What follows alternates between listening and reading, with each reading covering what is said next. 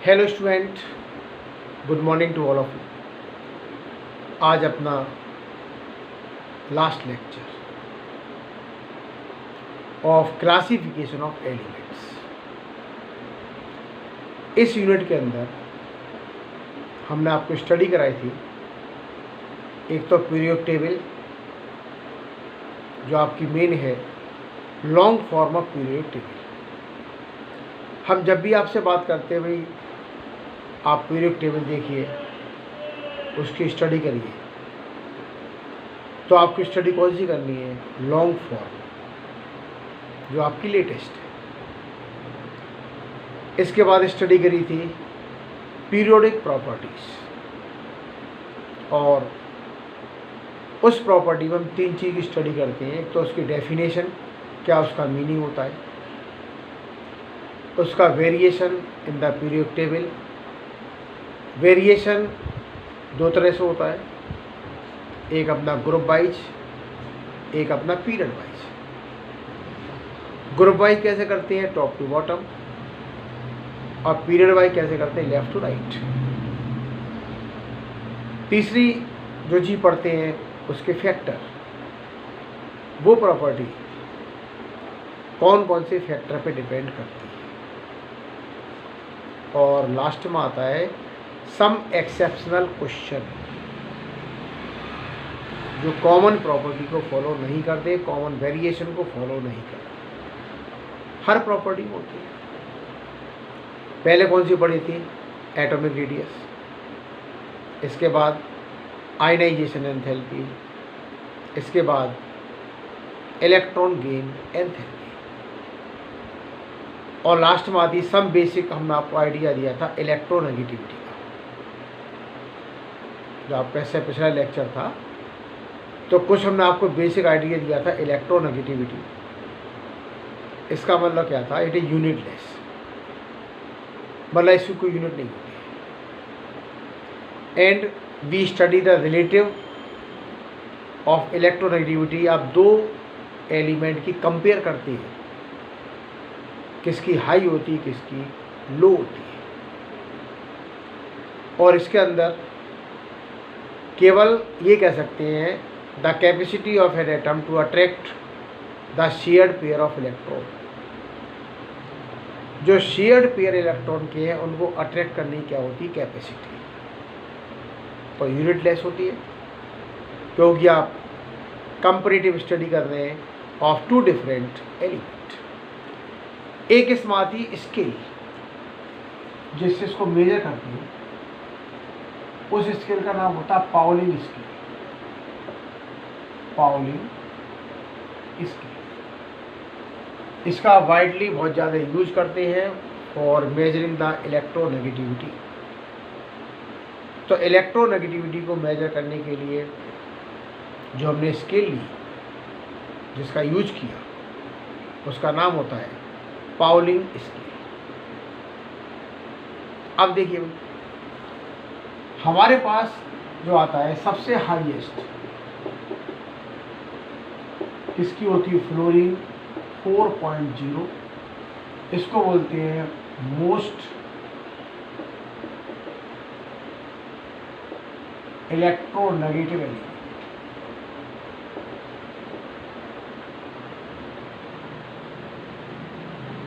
और सबसे lowest caesium की 0.7 मोस्ट इलेक्ट्रोपॉजिटिव एलिमेंट।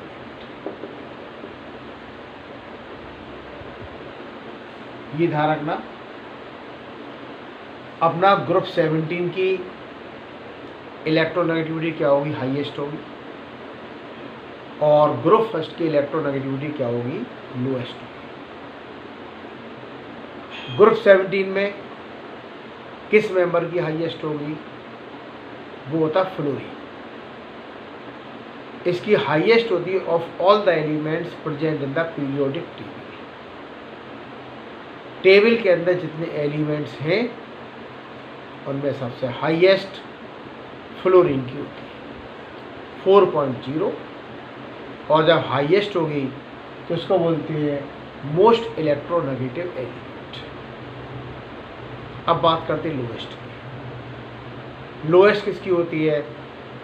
आपकी सीजीएम की होती है और वैल्यू इसकी होती है 0.7। जब लोएस्ट होगी तो उसको क्या पढ़ते हैं? Most electropositive element. अब देखिए इसका वेरिएशन आता है, वेरिएशन इन पीरियोडिक टेबल। आप जाएंगे ग्रुप में टॉप टू बॉटम डिक्रीज, फिर जाएंगे पीरियड में लेफ्ट टू राइट इंक्रीज। तो वेरिएशन आपका वही दो तरह से होता है, ग्रुप वाइज, पीरियड वाइज।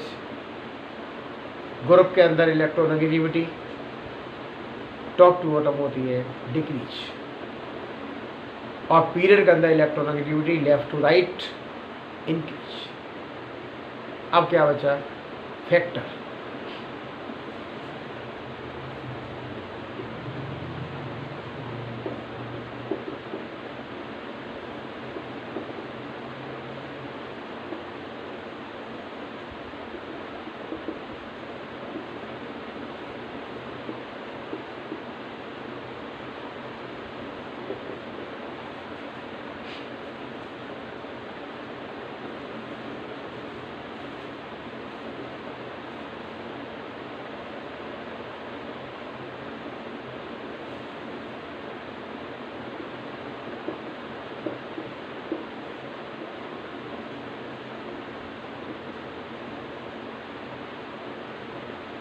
ये इसके आपके पास क्या हुई?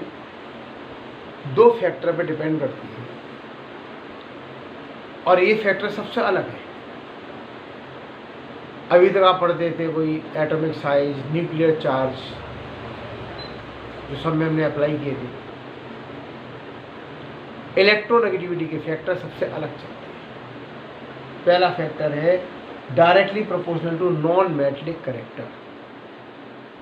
जो इलेक्ट्रोनेगेटिविटी होती है directly proportional to non metallic character. और दूसरा होता है electronegativity inversely proportional to metallic character.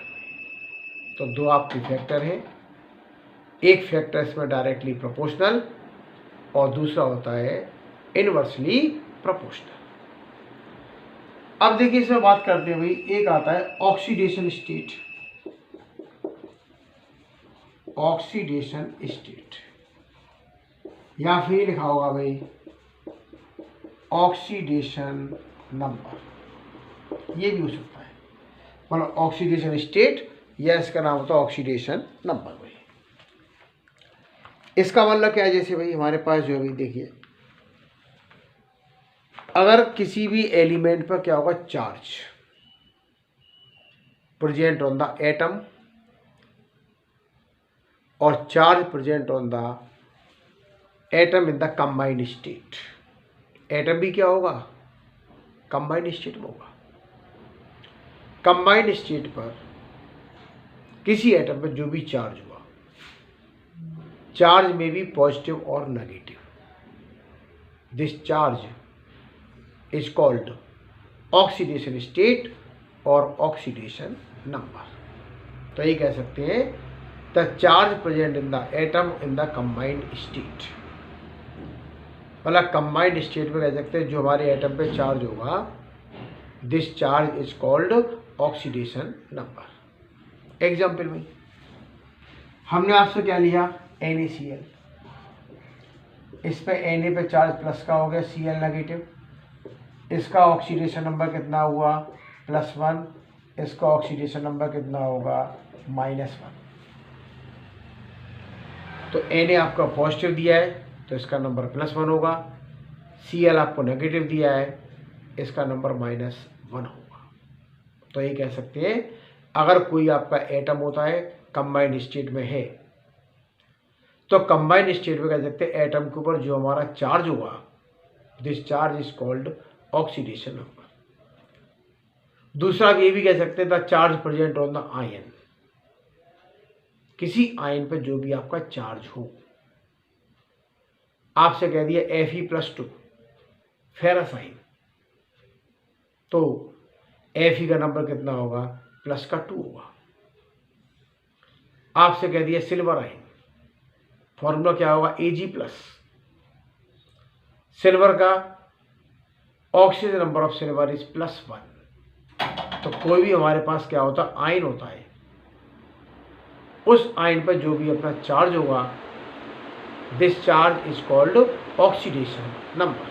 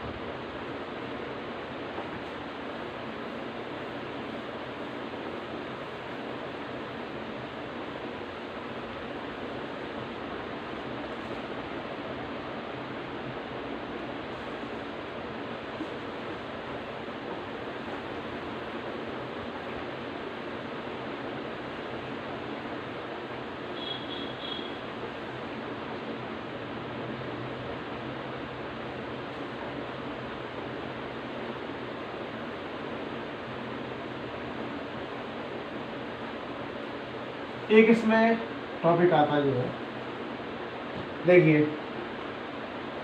Diagonal relationship.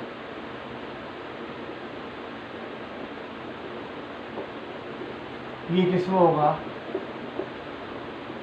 Second and third period. पूरी टेबल के अंदर सेकेंड पीरियड एलिमेंट और थर्ड पीरियड एलिमेंट, इनके बीच में एक प्रॉपर्टी होती है, and this property is called diagonal relationship. अब देखो इसका यूज कैसे करोगे। देखिए आपको दिया है सेकेंड पीरियड,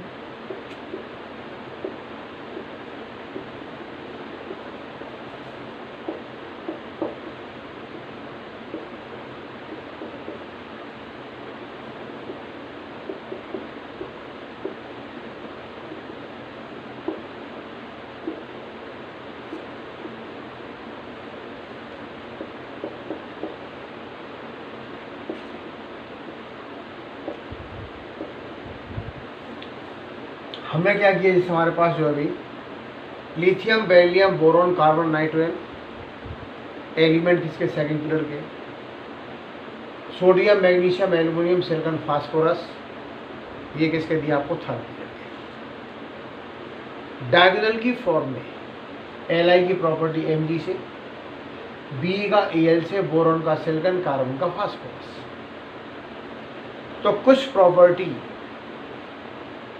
डायगोनल की फॉर्म में क्या होती है, सेम होती है। हर प्रॉपर्टी सेम नहीं होगी, some property. The property of lithium are similar to magnesium, in the same way the property of beryllium are similar to aluminium. तो डायगोनल की फॉर्म में इनकी प्रॉपर्टीज क्या होती है, सेम होती है। Then this is called diagonal relationship. तो ये जो प्रॉपर्टी होती है, ये प्रॉपर्टी हमेशा किसमें होती है, elements of second and third period. और डायगोनल की फॉर्म में इनकी प्रॉपर्टी सेम होंगी, then this term is called diagonal relationship. एक और इसमें आती है हमारे पास जो भी एक इसमें आता है जो है एनोमेलस बिहेवियर। एनोमेलस बिहेवियर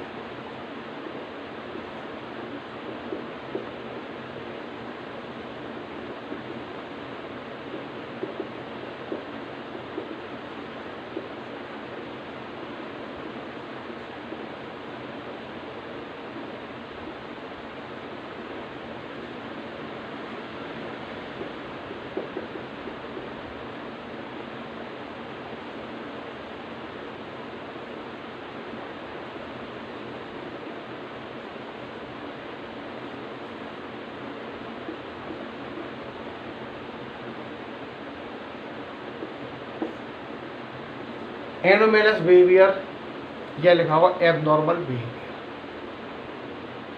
इसका मतलब क्या होगा? सेकंड पीरियड में जितने एलिमेंट्स आते हैं उनकी प्रॉपर्टी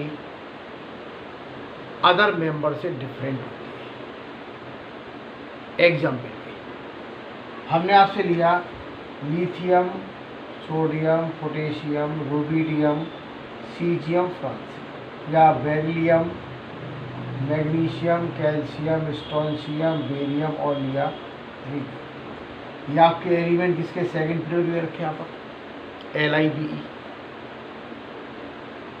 तो पहले ग्रुप के अंदर लिथियम की प्रॉपर्टी पूरे ग्रुप से क्या होगी? डिफरेंट। अगर आप बात करते हैं सेकंड की, सेकंड में क्या होगा? बेरिलियम की प्रॉपर्टी पूरे ग्रुप से क्या होगी? डिफरेंट होगी। Beryllium, magnesium, calcium, strontium, barium और लास्ट वाला क्या है? रेडियम। तो ये कह सकते हैं हमारे पास क्या होगा भाई?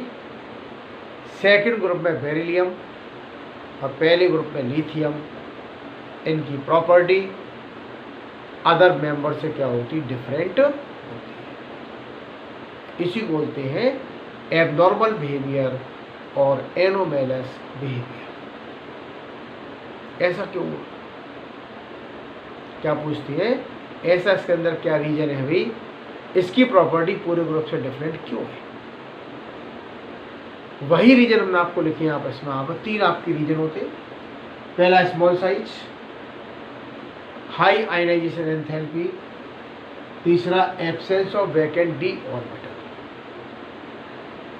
तो ये तीन आपके पास होते हैं। पहला होता है स्मॉल साइज, पहला एलिमेंट होगा, इसका साइज क्या होगा? स्मॉल। दूसरा, पहला एलिमेंट है तो उसकी आयनाइजेशन एंथैल्पी सबसे हाई होगी, क्योंकि ionization enthalpy top to bottom decrease होती है। तो जब पहला मेंबर होगा तो इसकी कह सकते हैं सबसे क्या होती है? हाई होती है। और फर्स्ट मेंबर के अंदर डी ऑर्बिटल प्रेजेंट नहीं होगा, बैकेंड भी नहीं होगा। बैकेंड माने खाली जिसका अंदर इलेक्ट्रॉन भी नहीं होगा। आप चेक कर सकते हो। जैसे हमने आपसे लिखा लिथियम, नंबर आपका 3, 1s2 और 2s1। बी का फिर 4 लिखा तो कितना हो गया? 1s2 और 2s2। अब देखो भाई, आपकी डी की शुरुआत थर्ड सेल से होती है। कभी आपका 2D तो होता ही नहीं। जो डी की शुरुआत होती है वो डी की शुरुआत आपकी थर्ड सेल से होती है, 3D। एफ की शुरुआत 4 सेल से होती है, 4F।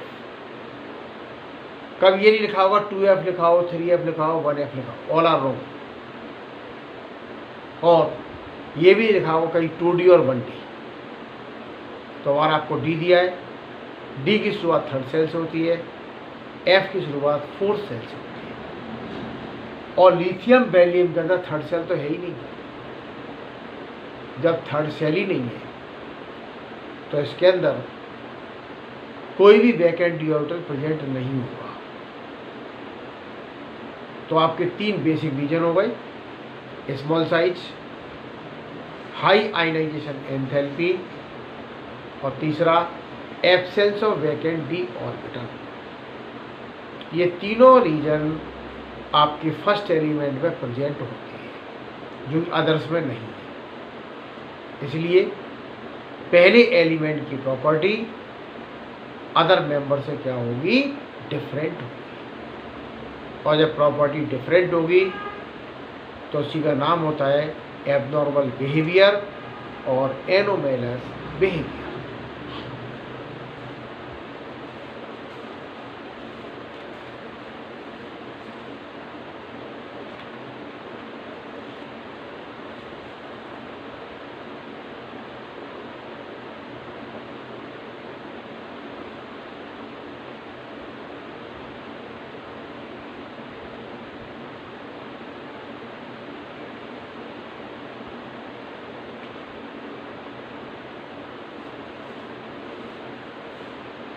अब देखो भाई एक और चीज ध्यान रखना, आपकी बेसिक है।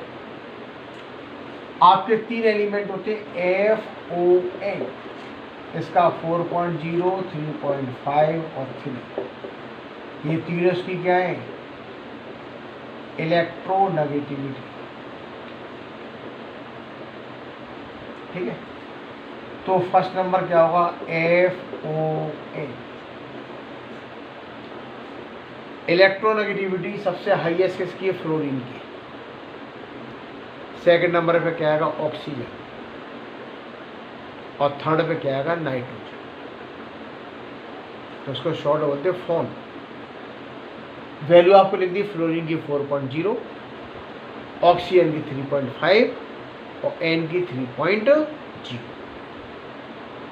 तो आपके ये ध्यान रखना भाई, पूरे टेबल के अंदर ये तीन एलिमेंट्स होते हैं, फर्स्ट सेकंड थर्ड। और ये जो वैल्यू है, ये वैल्यू किसकी होती है, इलेक्ट्रोनेगेटिविटी।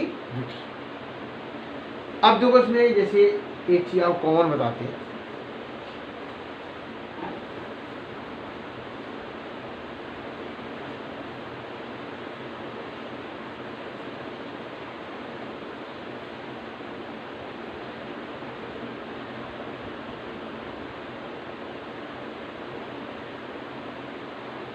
देखिए हमारे पास जो है एक होती केमिकल रिएक्टिविटी है, इसका ऑर्डर एक मेटल के लिए, एक आपका non metal, top to bottom में इंक्रीज और एक टॉप टू बॉटम में डिक्रीज। ध्यान रखना, chemical reactivity metal non metal दोनों की डिफरेंट होती है। अगर हम बात करते हैं मेटल्स की, लिथियम, सोडियम, पोटेशियम, आपने किसी को भी मेटल से लेके चले, मेटल के केस में टॉप टू बॉटम में रिएक्टिविटी आपकी इंक्रीज होगी। इंक्रीज क्यों होती है,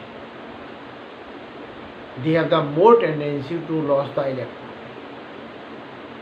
इनमें इलेक्ट्रॉन लॉस करने की टेंडेंसी बहुत ज़्यादा होती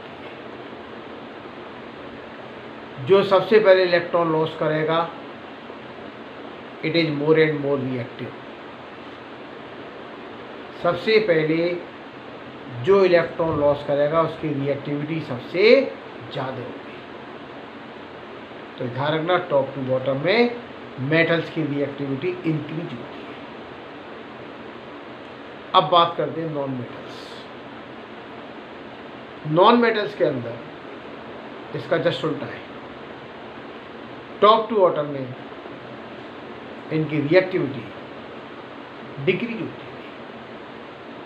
आपने लिया halogen, FCl, Br, I, AT, fluorine, chlorine, bromine, iodine, एस्टेटीन,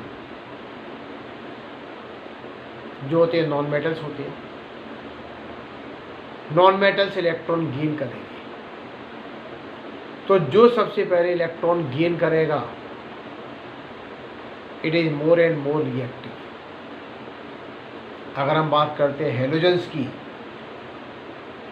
तो सबसे पहले इलेक्ट्रॉन गेन कौन करेगा? फ्लोरीन, साइज स्मॉल है। तो fluorine is most reactive of all the halogens. तो मेटल नॉन मेटल इनकी रिएक्टिविटी का ऑर्डर जस्ट अपोजिट होता है। मेटल के केस में रिएक्टिविटी आपकी इंक्रीज होगी टॉप टू बॉटम, और नॉन मेटल के केस में रिएक्टिविटी डिक्रीज होगी टॉप टू बॉटम। इस तरीके से आपकी यूनिट, थर्ड यूनिट आज आपकी फिनिश होती है। ओके।